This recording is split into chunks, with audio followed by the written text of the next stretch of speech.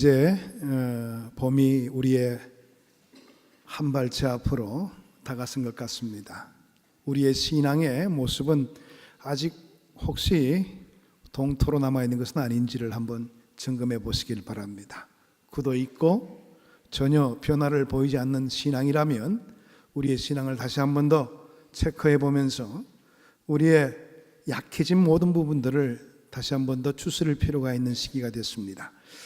예수님께서 세상에 계시는 동안에 유대 영역을 떠나신 적이 한 번 있으신데요, 그것이 바로 오늘 이 본문에 나오는 두로와 시돈 지방에 가신 일입니다. 그래서 신학적으로 이 본문은 대단히 중요한 의미를 가지고 있습니다. 복음 전파에 있어서 이스라엘이라는 장벽이 무너지게 되고 복음이 세계를 향해서 문을 여는 시발점 같은 역할을 감당하고 있는 내용이 이 본문의 말씀의 내용이라 이렇게 바라볼 수가 있는 것이지요. 오늘 이 본문은 마태복음 15장의 본문입니다. 마태복음은 28장으로 구성되어 있죠. 여기에서 15장은 분량적인 의미에서도 거의 중간에 있는 그런 내용의 말씀입니다. 특별히 마태의 선교신학적인 의미에서도 하나의 터닝 포인트가 되는 그런 중요한 말씀의 내용이기도 합니다. 지금까지 마태가 유대인의 선교 또 갈릴리 선교를 다루었다면 이제부터는 예루살렘 선교를 다루게 되고요, 예루살렘 선교를 다루게 됐다는 것은 수많은 사람들이 모여진, 여러 잡다한 민족들의 모여진 곳이 바로 예루살렘입니다. 그런 부분에서도 이제 선교가 시작되는 것이고요, 그리고 이방인 선교를 다루고 있다는 점에서 특이성을 가지고 있는 것입니다. 두로와 시돈은 가나안 영역에 속해진 땅이었지요. 그러므로 여기 본문의 주인공인 가나안 족속에 피가 흐르고 있는 여인, 이 여인에 대한 내용을 우리에게 소개하고 있는 겁니다. 역사학자 요세푸스의 글에 의하면 두로 지방의 사람들은 이스라엘 백성들에 대해서 안 좋은 감정들을 옛날부터 많이 가져왔다, 그렇게 이야기합니다. 인적에 있고요, 또 같은 민족이 아니다 보니까 민족 간의 갈등이 많았고, 두로 민족들도, 다시 말해서 가나안 사람들도 이 이스라엘 사람들을 아주 혐오스럽게 생각을 했던 것 같습니다. 더구나 시돈은 아합 왕 때의 바알신을 섬기게 한 악녀 이세벨의 고향이기도 합니다. 그러니 유대 측면에서 바라볼 때도 이 두로와 시돈은 안 좋은 땅으로 여겨질 수밖에 없는 것입니다. 오늘 이 본문의 대역사는 이런 악조건 속에서 시작되고 있는 것을 찾아보게 됩니다. 예수님께서 두로와 시돈 땅을 지나가게 됐을 때에 이 지방의 한 여인이 예수님을 쫓아가게 되었다는 것이지요. 이 여인의 딸이 귀신에 붙잡혀서 몹시 고생을 하고 있었기 때문에 이 여인은 이 문제를 해결하기 위하여 주님을 따라왔던 것 같습니다. 아마 이 여인은 딸이 나을 수 있도록 오랫동안 수많은 사람들에게 그 딸의 모습을 보였을 것입니다. 그러나 더 이상 진전은 없고요, 오히려 더 악해진 것 같습니다. 그러던 중에 예수님의 소문을 듣게 된 것이지요. 이 예수라는 자를 만나게 되면 귀신이 두려워 떨게 되고, 또 걷지 못하던 자가 일어나고 보지 못하는 자들의 눈이 뜨여지게 되고 죽은 자들이 살아난다, 이런 소식을 이 여인은 들었던 것 같습니다.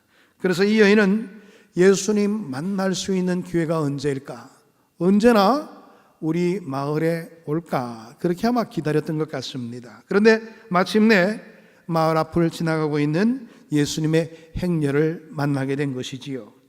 오늘 이 여인이 처음으로 부르짖는 그 내용의 말씀이 뭡니까?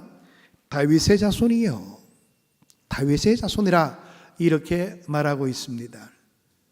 주로 예수님을 잘 알지 못하는 사람들, 물론 지역은 알고 있는 사람이라 할지라도 심도 있게 영적인 접근을 하지 못한 사람들은 주로 이야기했던 말이 나사렛 예수여, 나사렛에 고향을 두고 있는 예수여, 이런 의미로 부르기도 했습니다. 그런데 오늘 이 여인은 보게 되면 다윗의 자손이여, 이렇게 부르짖고 있는 거예요.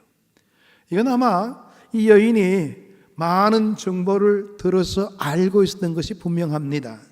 이 다윗의 자손이라는 말은 메시아라는 그런 의미를 가지고 있기 때문에 그렇습니다. 그 당시에 다윗의 자손이라 이렇게 부를 때는 바로 메시아라 그런 뜻을 내포하고 있기 때문에 이스라엘 백성이라면 이 말의 의미를 너무나 잘 알고 있습니다. 요즘 말로 표현한다면 예수님은 메시아입니다. 예수님은 나의 왕이 되십니다. 예수님은 나의 구세주이십니다. 성경에 약속하셨던 그 메시아입니다. 이런 뜻을 가지고 있는 말입니다. 이 여인이 이방 여인임에도 불구하고 어떻게 보면 예수님을 아주 정확하게 바라본 그리고 정확하게 그 평가를 나린 결과로서 다윗의 자손이요 이렇게 불렀다, 이렇게 말해 볼 수가 있는 것이지요. 그리고 이어지는 말씀이 나를 불쌍히 여기소서. 이 여인의 말은 예수님이 누구인지를 잘 알고 있는 그런 고백이었습니다. 이 여인은 알았습니다. 주님은 내 형편을 잘 아시는 분이시고 내가 주님 앞에 내 모든 것들을 내려놓게 되면 주님은 나를 만나 주실 것이고 나의 무거운 짐, 나의 모든 문제를 해결함을 허락해 주실 거야. 이 여인은 그런 생각을 가졌던 것 같습니다. 어떻게 보면 이것이 기도의 시작 아니겠습니까? 주님만이 내 문제에 개입해 주시고 주님만이 나의 어려운 점들을 잊게 하시고 헤아려 주신다. 이게 바로 기도의 시작이죠. 주님을 만나는 출발점이라는 것을 우리는 이야기해 볼 수가 있습니다. 이어지는 말이 뭡니까? 내 딸이 흉악하게 귀신이 들렸나이다. 이 여인은 크게 소리를 지르게 되었습니다. 이토록 훌륭한 결단이 있었다면 예수님께서 마땅히 두 손을 들어서 이 여인을 맞아주시고 그래 내가 너를 익히 기다려왔다. 내 같은 신앙의 모습 내가 원해왔지. 이렇게 환대해 주셨더랬으면 얼마나 좋겠어요. 그런데 여기에 대한 주님의 태도는 냉담했고요. 그 곁에 있는 제자들도 아주 잔인하게 그녀에 대해서 저지하는 그런 모습을 보이게 된 겁니다. 예수님의 귀는 언제나 불쌍한 자의 간구에 응답해 주시고 불쌍한 자를 향해서 열려진 그런 귀가 아니었습니까? 예수님의 손은 언제나 부르짖는 사람들의 상처를 어루만져 주기 위하여 준비된 손이 아니었습니까? 그렇지만은 유독 오늘 이 불쌍한 여인에게만은 아무런 반응도 보이질 않으셨습니다. 지금까지 수많은 사람들을 대해 오시던 그 주님의 모습과는 너무나 다른 모습을 보이시고 계십니다. 만약에 여러분들이 이런 상황에 부닥치게 되었다면 여러분들은 어떻게 했을까요? 대부분의 많은 사람들은 낙심하며 들어왔을 것입니다. 아니 사람을 무시해도 분수가 있지 그렇게 부르짖고 그렇게 들릴 수 있도록 고함을 지르는데도 어찌 반응이 없나요? 이럴 수가 있어? 아니 내가 알고 있는 예수는 저런 분은 아닌 것 같은데 왜 저럴까? 아마 실망을 했을 것입니다. 이분이 그렇게 소문을 듣던 자비로운 분이 그분이 맞더란 말인가요? 이분이 진정으로 하나님의 아들이란 말인가? 소문은 그렇게 나고 있는데 도대체 이게 뭐냐? 원망하고 불평하고 돌아설 만한 그런 이유가 분명히 있었던 거지요. 이 불쌍한 여인의 부르짖음에 예수님은 침묵만 하고 계시기 때문에 그런 것입니다. 왜 예수님은 침묵하셨을까요? 듣지를 못했을까요? 아닙니다. 여기에 대해서 신학자 카르라는 사람은 이렇게 이야기를 합니다. 예수님께서 그 여인이 가진 작은 믿음의 씨가 자라기를 기다리고 계셨다. 그렇게 이야기했어요. 아직까지 주님의 특별한 역사를 경험할 만큼 그 여인은 믿음의 준비가 덜 되어 있었다는 거예요. 여러분, 하나님 앞에서 신앙생활하다가 무서운 침묵의 장벽에 부닥친 적이 있으십니까? 아무리 기도하고 아무리 그냥 주님 앞에 부르짖어도 정말 벽 앞에 서는 것과 같은 답답하고 암담한 그런 느낌을 받으신 적이 계십니까? 그런데 바로 그 침묵 자체가 하나님의 응답이 될 수도 있어요. 나에 대한 기대요 또 기다림을 여러분들 믿으시게 되기를 원합니다. 바로 나를 기다리고 계시는 거예요. 그래 내가 너를 지켜보고 있다. 그렇지만 내가 원하는 단계까지 네가 아직 이루지를 못했구나. 침묵이 있는 그 순간에는 바로 주님이 나를 더욱더 지켜보시고 기다리고 계시는 시간이라 그렇게 여기시길 바랍니다. 여기에서부터 우리의 신앙의 변화는 이루어지게 되어 있다는 것입니다. 내가 은혜를 받는 것도 중요하지만은 받은 은혜를 간직하는 것도 굉장히 중요한 부분이에요.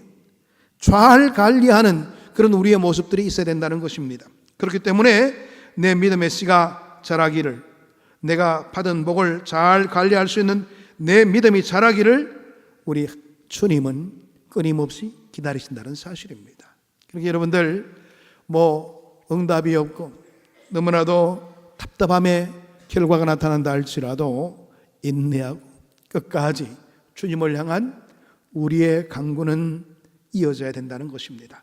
23절의 말씀 보게 되면 예수는 한 말씀도 대답하지 아니하시니 하나님의 침묵 앞에선 여러분의 태도는 무엇이었는지를 한번 점검해 보시기를 바랍니다. 아무리 소리쳐 불러도 반응이 없는 암담한 상황에 부닥칠지라도 도무지 물러설 줄 모르는 불퇴의 신앙, 물러서지 않는 신앙, 이 신앙이 예수를 만나도록 만든다는 거예요. 그렇습니다.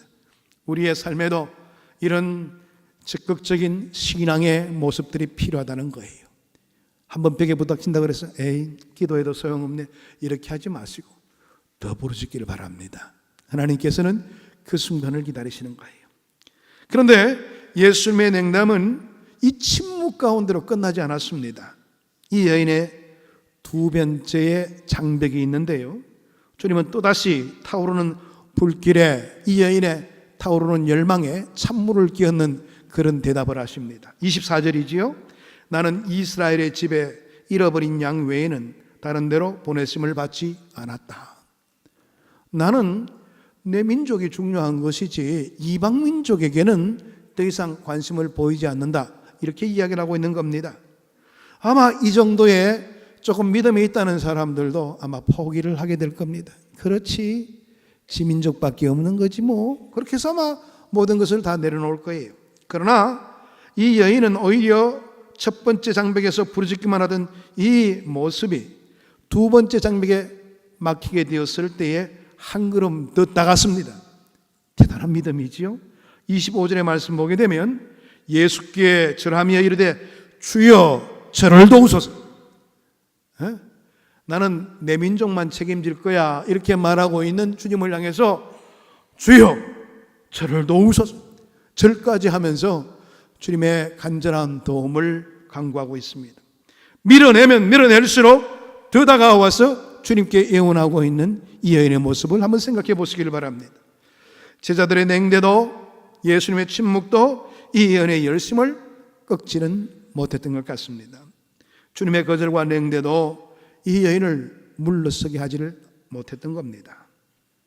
기도에는 이런 열심이 필요합니다. 여러분 기도하실 때에 이런 열심을 가지고 기도하신 적이 몇 분이나 되십니까? 그냥 일주일 이번에 고난주 간에 좀 열심히 기도하다가 안 되면 끝이지 이거 아니었습니까? 기도해도 소용없는데 아이고 내 부모님이 다 알아서 기도하실 거야, 이게 우리의 신앙이 아니었습니까? 오늘 이 내용의 말씀 보게 되면 이 여인은 딸의 그 몹쓸병을 고치기 위하여 전력 투구하고 있는 모습을 보이고 있습니다. 간절함이 그대로 스며 나오는 그런 모습이라는 것을 우리는 충분히 깨달을 수가 있습니다. 주님의 냉담에도, 주님의 엉뚱한 답변에도 전혀 그런 것을 내색하지 않고 절을 하며 주님 저를 도와주십시오, 저를 도와주셔야 됩니다, 이렇게 요구를 하고 있는 겁니다. 기도에는 이런 열심이 필요하지요. 물러서지 않는 태도가 예수를 만나도록 그렇게 인도한다는 사실이에요.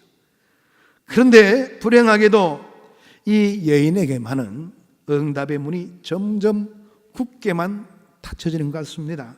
세 번째 장벽을 한번 보시겠습니까? 26절입니다. 예수님의 거절의 강도는 점점 더 높아져 가고 있습니다. 자녀의 떡을 취하여 개들에게 던짐이 마땅하지 아니하니라. 내가 어떻게 내 자녀에게 줄 그 떡을 개 같은 너희들에게 줄 수가 있겠는가? 그렇게 이야기를 하는 거예요. 이거 치명적이죠. 치욕적이라고 느껴질 만큼 아주 민족의 그 어떤 치욕적인 부분들을 그대로 완전하게 밀어제끼는 그런 부분들을 이야기하고 있는 내용의 말씀이라고 볼 수가 있는 것이지요. 지금 유대인들은 너희들을 향해서 개라고 그러는데, 그래, 너희들은 개에 불과한 것이야. 아니, 개에게 무슨 음식을 준단 말이야. 부스러기만 먹으면 되는 것이지. 이런 뜻입니다. 여러분, 그렇습니다. 그런데 이 여인의 고백을 들어보세요. 여러분, 이 정도쯤 되면 감정으로 대할 수밖에 없는 거예요. 그렇죠? 우리 같으면 욕까지도 했을 거예요. 그죠? 그런데 오늘 이 여인 보십시오. 오고 오는 인생에 용기와 힘을 주고 참으로 귀감이 될 만한 고백을 하게 됩니다. 27절입니다. 주여 올소이다마는 개들도 제 주인의 상에서 떨어지는 부스러기를 먹나이다. 예, 그렇습니다. 저는 당신의 눈에는 정말 개 같은 그런 족속에 불과합니다. 그렇지만 아무리 괴라 날지라도 주인의 집에서 떨어지는 부스러기쯤은 먹을 수 있는 것 아닙니까? 제가 큰 것 바랍니까? 주님, 그냥 내 말만 들어주시기만 해도 내 딸의 질병은 나을 줄로 믿습니다. 이런 모습을 보이고 있는 겁니다. 부스러기라도 줬사오니, 바로 여기에 이 여인의 신앙의 절정이 있다, 이렇게 바라볼 수가 있는 것이죠. 먼저 이 말에서 우리는 이 여인의 열심을 찾아볼 수가 있게 되는 겁니다. 열심은 사람만 감동시키는 것이 아니고요, 지성이면 감천이라는 말이 있듯이 주님을 감동시키는 결과를 낳았습니다. 첫 번째 장벽, 두 번째 장벽, 세 번째 장벽에도 포기하지 아니하고 주님 앞에 그 열정을 보인 여인, 그 여인에 대해서 주님은 이렇게 말씀하십니다. 여자여, 네 믿음이 크도다, 네 소원대로 되리라. 할렐루야. 오늘 이 내용의 말씀 보십시오. 포기하지 않고 끝까지 매달리고 하나님의 역사하심을 기다렸던 이 여인에게, 그래, 너의 믿음이 크다, 내 믿음대로 되리라, 그렇게 말씀하셨던 겁니다. 여러분, 여기서 여자여, 이 말은요, 원어상에서 표현한다면 감탄문이 됩니다. 왜? 오 여자여, 감탄사가 포함되어 있어요. 이 모습을 바라보면서, 그래, 정말로 대단하다, 주님께서 평가하는 평가의 답이셨습니다. 예수님의 감탄이 가득 서려 있는 표현입니다. 여인의 믿음, 어떤 장벽에도, 어떤 거절에도, 어떤 냉대에도, 어떤 무시에도 뒤로 물러서지 않고 하나님께 매달릴 줄 아는 이 여인의 신앙, 이 놀라운 신앙을 바라보면서 예수님께서 놀랍도다 여인이여, 이렇게 말씀하고 계시는 것입니다. 그리고 네 믿음이 크도다, 네 소원대로 되리라. 네가 그렇게 바라고 있으니 너 믿음대로 될 거야, 그렇게 말씀하시는 겁니다. 빌 존슨이라는 사람이 쓴 책 가운데서 하늘이 땅을 침노할 때라는 책이 있습니다. 그 책에 보게 되면 하늘의 어마어마한 능력이 땅에 쏟아지는 비결이 있는데, 현대인들은 하나님보다 더 똑똑해서 자기 생각, 자기 상식, 자기 경험에 맞지 않으면 모두가 주판안을 튕겨보면서 거절해 버린다는 거예요. 에이, 그게 이루어질까요? 안 이루어져요. 우리가 경험해 봤는데요, 이렇게 이야기하면서 하나님의 능력을 구할 줄 모르는 그런 모습이 우리 현대인들이라는 겁니다. 그래서 그리스도인들은 하나님이 안 도와주셔도 되는 일만 감당한다는 거예요. 사람들이 할 수 있는 일들만 하다 보니 내 인생에 특별한 역사를 체험하지 못하게 된다는 사실입니다. 하나님의 도움이 필요 없는 인간들이 되어버렸다는 것이죠. 여러분은 왜 예수님을 믿습니까? 신앙생활 속에서 내 인생의 한계에 부닥치게 되었을 때에 하나님의 임재를 통하여 그 인생의 한계를 돌파하는 능력의 체험이 있었기 때문은 아닙니까? 그래, 내가 처음 신앙생활하게 될 때, 그렇지, 하나님의 도우심이 있어서 나에게 큰 문제가 부닥치게 되었는데 그 문제를 해결함을 얻게 되었지, 하나님은 살아계셔, 이렇게 해서 믿음 시작한 것 아니겠어요? 그런데 우리가 신앙생활을 계속 해나가면서 우리의 의식들이 바뀌어지는 겁니다. 그냥 보통 믿지 않을 때의 의식으로 다시 한 번 더 바뀌어져서 정말 하나님께서 역사하시는 그 은혜를 내 마음속에 그리거나 또 또 마음속에 간절함을 품거나 이런 모습들이 없는 거예요. 사라지는 거예요. 그리고 상식선에서 믿으려고 하는 그런 우리의 모습들이 있더라는 겁니다. 여러분, 이것은 신앙이라고 말할 수가 없는 거예요. 종교생활입니다. 교회가 하나님이 안 도와줘도 되는 일만 한다면 어떻게 교회라고 말할 수가 있겠어요? 요즘 보게 되면 많은 교회들이 상식선 안에서 모든 일들을 처리하자는 거예요. 예? 아이고 뭐 재정 문제라든지 이런 모든 문제는 우리가 열심히 주판을 튕겨보고 하는 것이지 뭐. 예, 물론 사회에서 일하는 사업이나 이런 부분들은 그렇게 해야 되겠죠. 그러나 하나님의 일은 그렇지 않습니다. 우리의 상상을 뛰어넘는 하나님의 역사하심이 우리 곁에 나타나고 있어요. 그런데도 불구하고 우리의 의식은 계속적으로 그냥 상식 수준에서, 이건 신앙생활이라고 말할 수가 없죠. 종교생활에 불과한 겁니다. 그냥 신앙 뭐냐? 신앙이야. 뭐 사교적인 모임으로서 교회 활동하는 것이지 뭐. 이게 바로 우리의 의식이라면 하나님의 역사하심은 나와는 상관이 없는 결과가 되고 말 것입니다. 이 여인의 말에는 주님의 베푸시는 부스러기라면 그 부스러기만으로도 넉넉하다는 믿음이 있었던 겁니다. 저는 큰 것 바라지 않습니다. 그냥 큰 것은 다 당신 민족에게 하시고 우리에게는 부스러기라도 주시면 됩니다. 그것만으로도 충분합니다. 그것만으로도 내 딸의 이 모든 문제가 해결될 수가 있을 거예요. 그렇게 말하고 있는 겁니다. 오늘 본문은 이 가나안 여인과 예수님이 주고받은 3번에 걸친 대화에 핵심이 있는 것을 보게 됩니다. 부스러기라도 조사오니, 부스러기면 됩니다. 이 여인의 마지막 말에 믿음의 강조점이 있는 것을 보게 됩니다. 주님이 허락하시는 부스러기라면 내 딸이 충분히 나을 수 있습니다. 주님이 관심 한 번만 가져주신다면 모든 문제는 해결될 수가 있을 거예요. 주님, 제 말에 좀 귀를 기울여 주세요. 주님이 주시는 것이라면 부스러기 은혜만이라도 나는 구원을 받고도 남음이 있는 겁니다. 이런 고백하는 이 가나안 여인의 고백이 우리의 고백이 되기를 축복합니다. 신앙생활은 바로 여기에 있다는 것을 생각해 볼 수 있습니다. 종종 우리가 야외에서 나가서 풀밭에 앉아서 도시락을 먹을 때가 있죠. 뭐 그때 주위에 보게 되면 가자 부스러기도 흩어져 있고 또 뭐 밥풀하기도 떨어져 있고 뭐 이런 것을 보게 됩니다. 그 자리를 떠나서 이제 다른 곳에서 운동을 하다가 다시 그 자리에 와 보면 어떤 그 모습으로 바뀌어져 있습니까? 그 떨어진 과자 부스러기, 그 다음에 밥풀떼기에다가 얼마나 많은 개미들이 모여 있는지 모릅니다. 개미들이 막 모여가지고 다 자기 집으로 부스러기들을 가져가더라고요. 여러분, 우리에게는 뭐 부스러기에 불과하지만은 개미들에게는 뭐예요? 그 부스러기가 한철 양식이 되는 겁니다. 그렇습니다. 하나님의 능력, 사실 우리에게 크게 나타나지 않아도 괜찮습니다. 부스러기가 떨어진다 할지라도 우리의 인생을 바꾸고도 남음이 있는 겁니다. 오늘 이 여인의 믿음이 얼마나 큰지요? 저는 큰 것 바라지 않습니다. 그냥 부스러기만이라도 주신다면 그것으로 만족하겠습니다. 전능하신 하나님의 부스러기라면 이 세상이 감당치도 못할 그런 능력이 아니겠습니까? 하나님 그 능력을 믿습니다. 이런 뜻입니다. 주님이 허락하시는 부스러기 능력이라도 여러분, 이 나라가 새로워질 수가 있게 되는 겁니다. 이 민족이 거듭날 수 있는 그 비결도 부스러기만이라도 떨어진다면 이 민족에 바뀌어질 수가 있다는 사실입니다. 주님이 주시는 부스러기 권능이라도 침체의 늪에 빠진 한국교회가 새롭게 바뀌게 될 줄로 믿습니다. 우리에게 이런 신앙이 필요하다는 겁니다.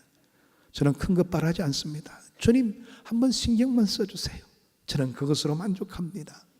이런 신앙이 특별한 역사를 낳게 되는 그 귀한 은혜가 오늘 이 본문의 말씀의 내용 속에 담겨져 있는 것입니다. 주님이 내려주시는 부스러기 복음이라도 내 가족이 복음화되고 내 태신자가 주님 앞에 들어오게 됨을 믿습니다. 이런 우리의 믿음이 필요하다는 겁니다. 부스러기라도 줬사오니. 우리의 믿음이 이 정도쯤 되어야 세상이 바뀌어지게 되고 우리의 삶의 조건들이 바뀌어지게 되는 놀라운 은혜가 미치게 되는 겁니다. 그저 그냥 상식선에서 신앙생활 하다 보니 매일 그 모양 그 꼴입니다. 믿음의 큰 포부를 가지시기를 바랍니다. 하나님께서는 비록 연약한 우리라도 하나님의 귀한 쓰임에 크게 쓰일 수 있는 그런 우리의 삶의 모습에 변화됨이 있을 수가 있어요. 우리가 그런 하나님의 귀한 뜻을 깨닫지를 못하다 보니 항상 그냥 잔챙이 같은 그런 모습을 가지고 신앙생활을 한다고 말을 하고 있는 겁니다. 그러다 보니 신앙생활에 기쁨도 없고 항상 그 정도의 수준에 머무르게 되는 그런 우리의 모습이 있더라는 거예요. 이번 봄철을 맞이해서 우리의 기도가 더욱더 깊어지게 되기를 원합니다. 우리의 신앙의 수준이 더욱더 자라게 되기를 원합니다. 이제 이 여인처럼 어떤 조건이 주어진다 할지라도 구람이 없이 주님을 붙들고 나갈 수 있는 그런 신앙의 모습 가지게 되기를 원합니다. 사실 우리가 70년대, 80년대는 이렇게 신앙생활을 해왔어요. 우리의 현실들이 너무나도 부유하다 보니 안일하게 보이는 우리의 모습들이 있지 않나 생각을 해볼 수가 있습니다. 이제부터 우리의 신앙의 모습이 옛날 신앙으로 좀 바뀌어지기를 원합니다. 정말 주님만을 의지하고 간절함을 가지고 주의 역사하심을 기다릴 수 있는 그 신앙 속에서 진정한 하나님의 역사가 준비되어 있다는 거 기억하시고요. 믿음 생활에 최선을 다하는 우리가 되기를 축복합니다. 기도하겠습니다. 하나님 감사합니다. 오늘도 주의 말씀으로 우리의 삶의 자취를 점검하게 하시고 하나님의 선한 뜻 가운데 마음을 열게 하시니 감사함을 드립니다. 이제는 우리의 모습이 달라지게 하시고 하나님의 선한 뜻을 갈구하며 주의 은총을 바라볼 수 있는 믿음의 참된 모습 가질 수 있도록 은혜 나리여 주옵소서. 예수 그리스도의 이름으로 기도하옵나이다. 아멘.